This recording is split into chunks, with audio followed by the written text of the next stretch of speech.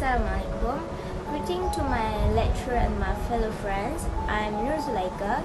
So today me and my team will be presenting about topic 3, which is a measure to control inflation. So we will be cover about 5 things as shown here. So for my part, I will explain about 2 things, which is the definition of fiscal policy and also the tools of fiscal policy.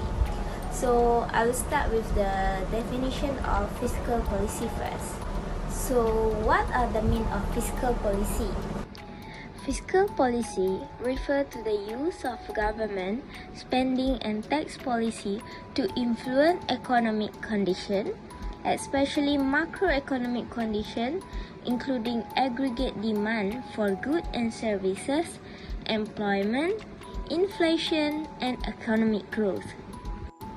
For your information, fiscal policy is another demand-side policy similar in effect to monetary policy. Fiscal policy involves the government changing tax and spending levels in order to influence the level of aggregate demand.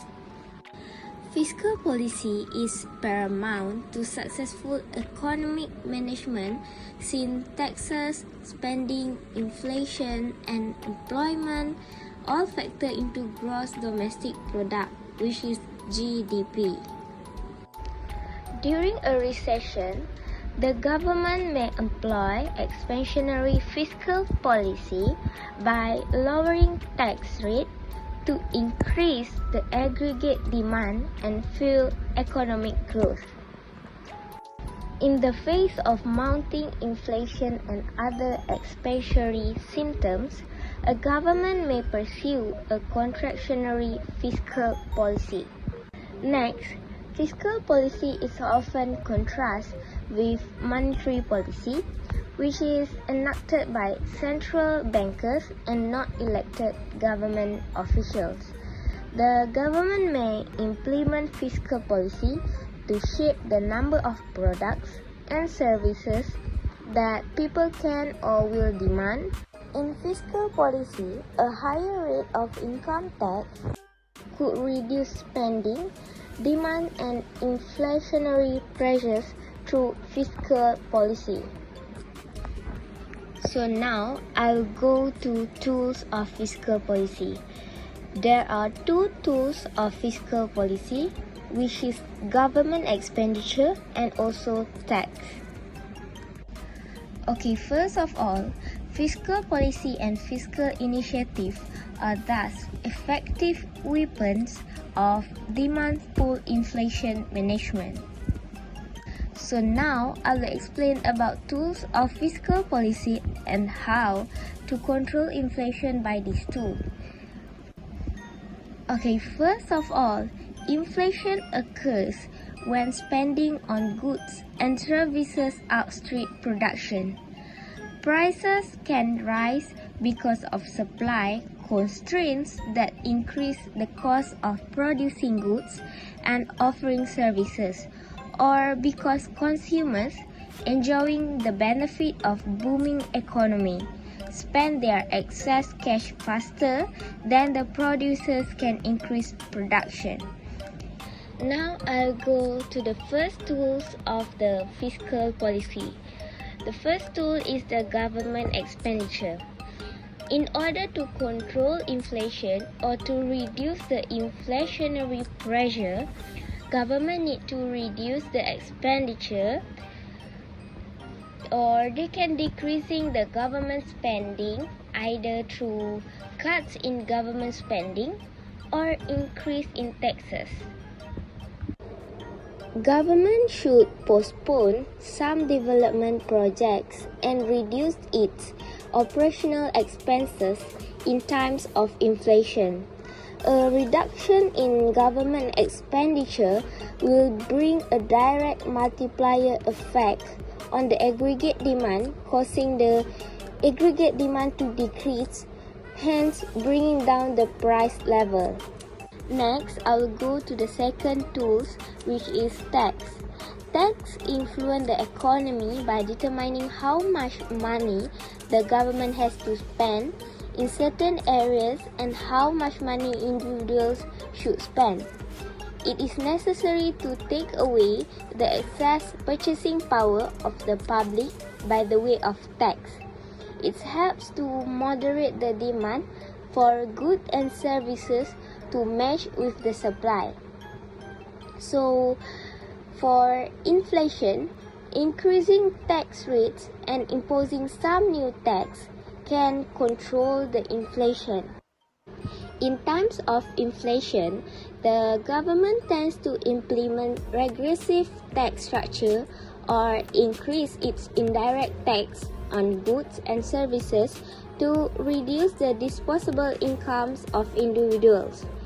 This will reduce the consumption of goods and services, hence causing the aggregate demand to shift downward, in turn leading to a fall in the price level. Hi and Assalamualaikum.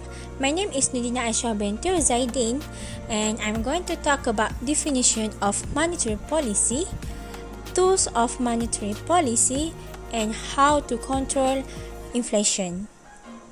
Okay, what is definition of monetary policy? From the diagram, we can deduce that monetary policy is an action in which when the country is having an unstable economy, the government or central bank will use monetary policy to control the money supply so that when the money supply is controlled, the country will have a stable economy and their economy will grow. Or in other words, monetary policy is the process through which a country's government, central bank, or monetary authority controls the supply of money, availability of money, and cost of money or rate in order to achieve a set of goals aimed towards the economy's growth and stability. There are 4 tools of monetary policy for the government or central bank to control the money supply. Firstly is open market operation, second is interest rate, third is legal reserve requirement, and lastly is the discount rate. What are the definition of these 4 tools? Let's go through to the next slide. First is open market operation.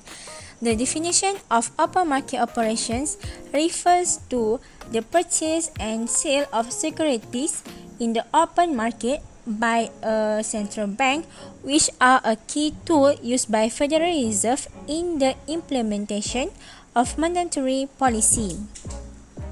Besides that, central banks all use open market operation.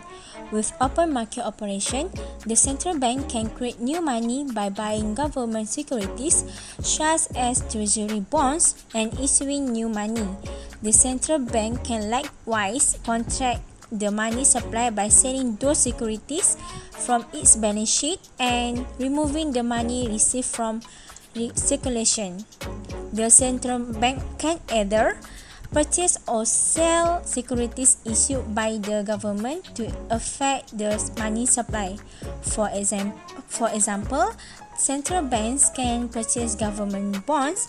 As a result, banks will obtain more money to increase the lending and money supply in the economy. Interest rate is the amount you are charged for borrowing money. It is also shown as a percentage of the total amount of the loan. The higher the percentage, the more you have to pay back for a loan of a given size. Besides that, the interest rate on a loan is typically noted on an annual basis known as the annual percentage rate. To pay back, you have to plus the interest rate that being charged with the money that you borrow, and the total will be the amount you have to pay back at the bank. A legal reserve requirement is a central bank regulation that establishes the minimum amount of liquid assets that a commercial bank must retain.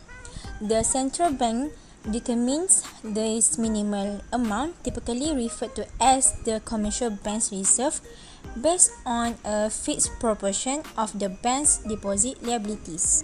The reserve ratio is a term used to describe this rate.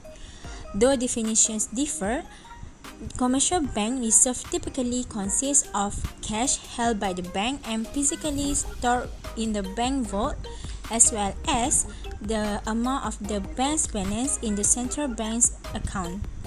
Excess received are sums in reserve that a bank is allowed to hold in excess of the minimum requirement. Lastly is discount rate. Discount rate, also called the hurdle rate, cost of capital, or required rate of return, is the expected rate of return for an investment. In other words, this is the interest percentage that a company or investor anticipates receiving over the life of an investment. It can also be considered the interest rate used to calculate the present value of future cash flows.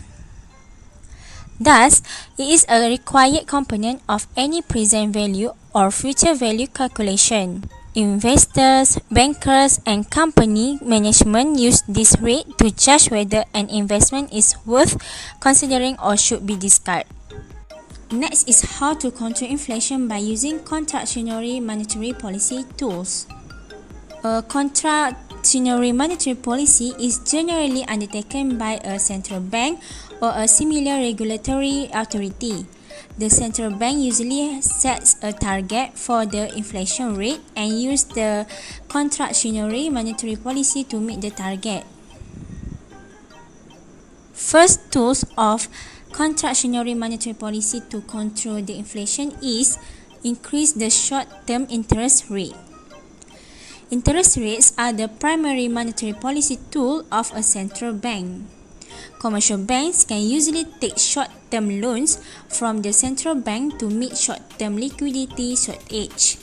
In return for the loans, the central bank charges the short-term interest rate. In order to reduce the money supply, the central bank can option to increase the cost of short-term debt by increasing the short-term interest rate. The increase in interest rate will also affect consumers and businesses in the company, as commercial banks will raise the interest rates they charge their clients. Next is raise the reserve requirement. Commercial banks are obligated to hold the minimum amount of reserve with the central bank and bank's vault. A rise in the required reserve amount would decrease the money supply in the economy. Lastly is expand open market operations. The central bank is involved in open market operation by selling and purchasing government-issued securities. The central bank can reduce the money circulated in the economy by selling large portions of the government securities to investors. By using all of these tools, we can reduce inflation and stabilize the price in the economy. Hello and Assalamualaikum. My name is Abza. So I will continue explain about direct control. In this topic, direct control will be divided into 5, which is income policy, price control, rationing, anti-hoarding campaigns, and supply side policy. If inflation is due to an increase in the cost of production, the following direct control measures can be used to control the cost push inflation. So, the first is income policy. The government has to ensure wages do not rise faster than productivity. Trade unions are required not to demand of higher wages. Increase in wages must lead to increase in productivity. So, this is important to control the wage push inflation and cost of production.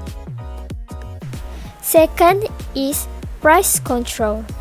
For ceasing inflation is preventing any further rise in the price of goods and services.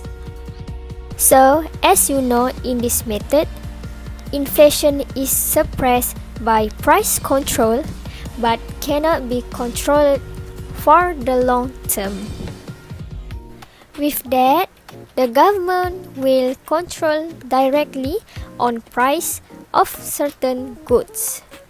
Price pegging, either by fixing a floor price or ceiling price, is implemented so that the general price level can be kept low. The authority also must enforce price tagging for all goods and services. All price must be labeled to prevent overcharging. In case the basic inflationary pressure in the economy is not exhibited in the form of rise in price for a short time, such inflation is termed as suppressed inflation. The historical evidence have shown that price control alone cannot control inflation, but only reduce the extent of inflation. So I give you some example. At the time of wars, the government of different countries impose price controls to prevent any further rise in the price. However, price remain at peak in different economies. So, this was because of the reason that inflation was persistent in different economies, which caused sharp rise in price. Therefore, it can be said inflation cannot be seized unless its cause determined. Next is rationing. Rationing is the last resort used in some countries if the above measure fail to control the price of some essential goods. Rationing is applied to essential consumer goods such as wheat, rice, sugar, kerosene oil to stabilize the price of scarce goods so as to make them available to a large number of consumers. Rationing aims at distributing consumption of scarce goods so as to make them available to a large number of consumers, such as consumers are given coupons to buy goods and services in certain amounts to avoid hoarding. Rationing is very inconvenient for consumers as it leads to queues, artificial shortage, corruption, and black markets. Number 4 is anti-hoarding campaigns. Anti-hoarding campaign should be used to prevent producers or consumers from storing goods, as it can cause an artificial shortage of goods that pushes the price of goods upwards. And the last is supply side policy. Supply side policy to increase productivity. Often inflation is caused by persistent uncompetitiveness and rising costs. Supply side policy may enable the economy to become more competitive and help to moderate inflationary pressures. So, for example, more flexible labor markets may help reduce inflationary pressure. However, supply side policy can take a long time and cannot deal with inflation caused by rising demand. The government can undertake supply side policy to increase long-term competitiveness and productivity. The government should adopt the following measure to increase production, which is increase the production of essential consumer goods such as food, clothing, kerosene, sugar, and vegetable oils, give tax incentive, grants, and encourage research and development to increase productivity, and provide assistance to different consumer goods sectors in the form of latest technology, raw materials, financial help, and subsidy to increase production. So that's all for me and my team members. I hope everyone will understand and get all the infos about topic 3 from our presentation. Thank you and bye bye.